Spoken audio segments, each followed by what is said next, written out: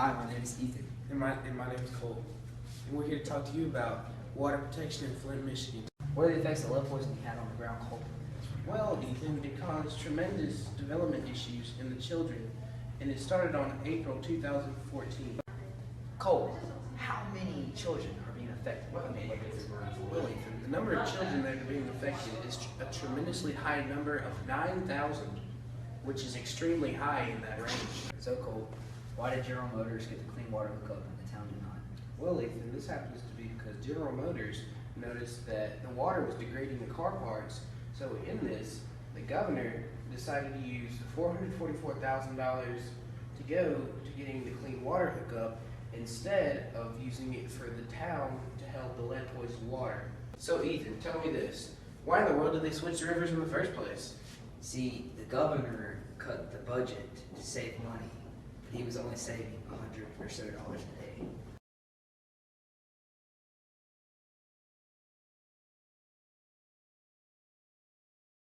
I think that's a very serious problem, and that it needs to be looked into very carefully to find a solution, and also to find another water source. And I think that will be a long-term job to do that. I think that the EPA needs to step in and get really involved in the problem there. What are some most dangerous effects on lead in children's mind? Children's minds, most dangerous effects, probably feeling that the water is unsafe to drink, but now that they found lead in it, they're getting bottled water, so I feel that they need to not worry and not be as scared, and that the bottled water is safe to drink. And I think in the future they will solve the problem there and make everybody feel at ease. How would you solve this problem? How would I solve this problem? Look for another source of water, do more testing, do more regulatory testing, try to get some more input from the EPA and also the state agencies, and to get involved in finding a better water source. What do you think about the people who are responsible for it? I think what I think about the people that are responsible for the Flint, Michigan crisis, I think that someone should be held responsible for that. I think that I guess the law enforcement or the EPA should step in and check and see who dropped the ball or who didn't do their job, because they should be testing. We test here, and that's we test regularly here for different things like that. And I think the EPA should step in and try to find out what happened.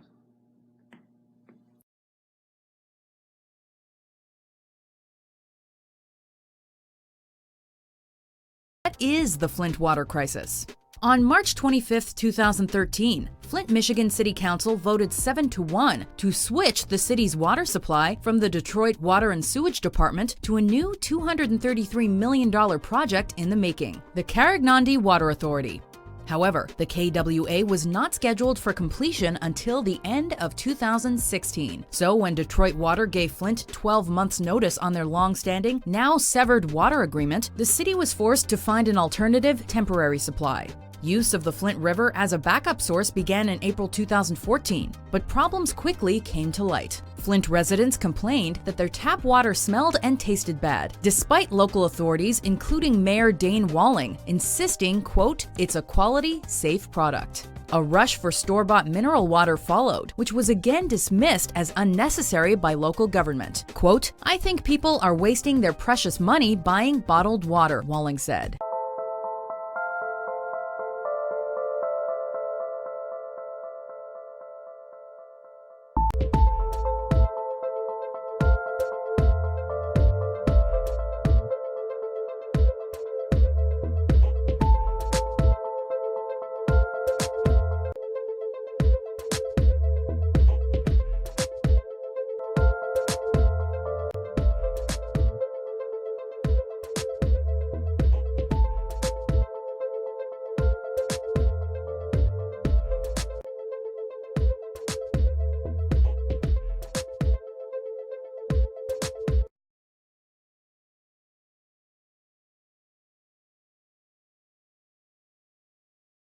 Have you heard about the water problems in Flint, Michigan?